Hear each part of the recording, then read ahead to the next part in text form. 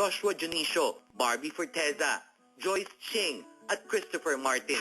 10 rin dito ang mahuhusay na artista gaya ni na Cheryl Cruz, Gardo Garzosa at Matet de Leon. Ngayong hapon sa Star Talk TX, ang cast ng Ikaw Lang Ang Mamahalin.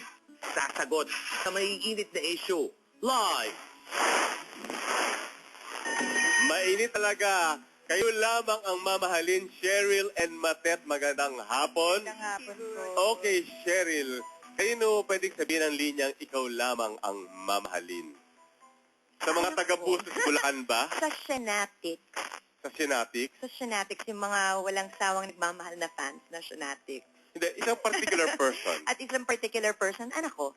Maliban sa kanya? Ay, wala nang iba. Okay. Sa ngayon, wala kasi talaga, but so, anong gagawin mo, di ba? Usually, if you say ikaw lang ang mamahalin, which is forever, dapat din yun sa taas. Ihanap mo nga.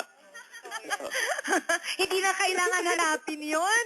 Hindi na kailangan hanapin. But anyway, before I forget, I'd like to take this chance para batiin lahat kayo dito sa production, pati sa cast, na advance happy anniversary. Thank you very much. Next week yan. Ikaw, siyempre, isa lamang iyong mamahalin, no? Yes. Oh, yes. Always Oo and naman. forever. Okay. Pero, balikan ko si Cheryl. Wala bang manliligaw na nakapila dito sa ano? Parang hanggang EDSA yata, parang nandun ang linya. Pero wala akong nakikita na talagang, na kukursan na daan or napupusuan. Wala pang ganun. Wala pang gano'n. I guess I'm not May paramdam? I'm not in a hurry. I guess I'm not really in a hurry to look for a relationship. Siguro, just satisfaction from my career at saka relationship ko with everyone who's close to me in my family and my circle of friends. Okay. Matet, siyempre, ang mga intriga nakakabit kay Mami ay Yes. siyempre nakadikit din sa'yo. Oh, yes. Okay. So, pero sa isang interview, nasabi mo raw na parang tanggap mo na ang partner niya si John Rendez. Alam mo, actually, Kuya Butch, hindi naman siya partner talaga. Eh, ano siya? Hindi siya alam mo kasi noon, akala ko rin na jowa. Akala ko talaga. Pero alam mo, hindi naman. Saka yung live-in ganon, hindi sila live-in, hindi sila magkasama sa bahay ngayon. Hindi. As in never? Never. Siyempre, nandun siya sa bahay namin, pero hindi naman. Yung live-in na, yung konsepto na live-in. Oo, yun. hindi ganun. Dumadalaw siya sa bahay. Sa isang araw, makikita ko siya darating sa bahay. 5, 3.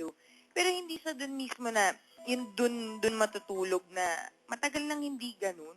Pero kasi di ba, as of 10 years ago, meron pa kayong kabugan issues, naalala mo? Hindi Kuya Jan. Oo. Alam, yun nga, kasi nga, okay lang yun na nagalit ako sa kanya siguro noon. Okay. Hindi ko naiintindihan, hindi ko nakikita, wala akong pakialam. Oo.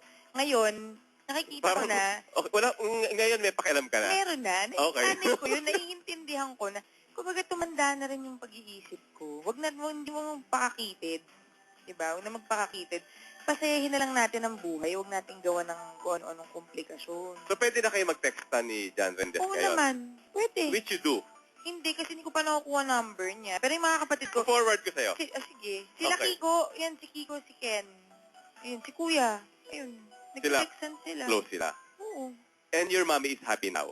Masaya si Mami. Masayang-masaya. Makita niyo naman siguro sa itsura niya, sa aura niya. Masaya siguro, nakikita ko na masaya siya sa nangyayari sa amin, na pamilya niya, at sa career niya. Okay. Yung kasi di ba nagkaroon kayo ng mga hidwaan ni misunderstanding ni Nora Honor araw. Is there anything that you want to tell her now? I'm really sorry. I'm really, really sorry na pinasakit ko ang ulo niya. Oo, totoo talaga kasi ngayon ko na-realize na totoo lahat ng sinabi niya. Totoo lahat. Binaliwala ko lang noon. Pero hindi rin ako nagsisisi. Dahil kung hindi naman ako hindi ko naman ma-meet yung asawa ko. Hindi ko mapupunta dito sa mundong to yung mga anak ko. Pero siguro mas napadali ang buhay para sa akin kung nakinig ako sa kanya. Mas nabawasan yung sakit na mga naramdaman ko noon. Mas bawas siya kung nakinig ako sa nanay ko. Kaya tandaan, mothers know best. Totoo yun. Okay.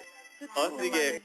Ano ang mga role nyo dito sa Ikaw Lamang ang Mamahalin? I will be playing the role of Amara Luna Fuentabella. Haba, okay. Oo, ang haba na. Puro mga tongue twister yung aking mga pangalan sa lahat ng shows. Pero it's very nice kasi Ikaw Lamang ang Mamahalin. This is the first time that I'll be working with Direct Rod Lindayag.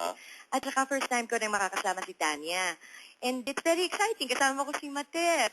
At dati nga, bata pa siya, pero ngayon, napaka-mature na siya, ang galing umarte.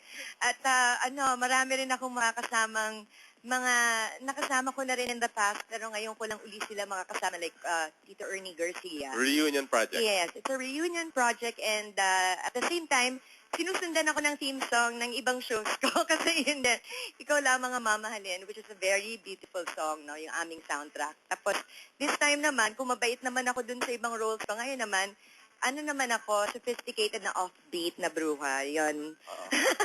Bruha pero sophisticated. Pero, yun ang nakalagay kasi sa writers yun ang gusto nila. Maganda siya, sophisticated, ganyan. Bruhang sosyal. Pero, syempre, Okay. bruha siya, di ba yun? Bruha pa rin. Anyway, ito hindi. Ito mabait na to ngayon. Ay, oo. Oo. Pati ang role ko doon, napakabait din. Ako yung isa pang nanay ni Barbie doon. Isa pa, di ba? Abangan nyo nga kasi. Kwento. Oo, isa pa akong nanay ni Barbie. Dalawa kayo. Oo, dalawa kami. Anyway, basta abangan nyo yan. Ikaw Lamang Yes. ang Mamahalin. October 10 na, abangan ninyo. Paiiyakin namin kayong lahat. Paiibigin. At saka gusto ko rin... Gagalitin mo. Gagalitin ng writers. Okay. Oo, kasi ako lang yung nagpo-portray, sila nagsusulat. Okay. Oo. But anyway, Butch, I'd like to take this opportunity to greet my best friend, Faye Singson, a very happy birthday. Pati na rin si David Go, galing kay Bing. Okay. And thank you po kay Dr. Smani and Pai Galayan at saka kay Bing po ng BNB Hair Gallery. And then thank you, Marie Vitan, for my hair and makeup. Okay, and thanks sa Flawless at Symmetria. Thank you very much, Cheryl and Matet. Ikaw Lamang ang Mamahalin. At kasong child abuse at paninirang puri isinampa ni Nadia Montenegro sa talent manager na si Annabel Rama. Naku, abangan nyo yan. At tatlong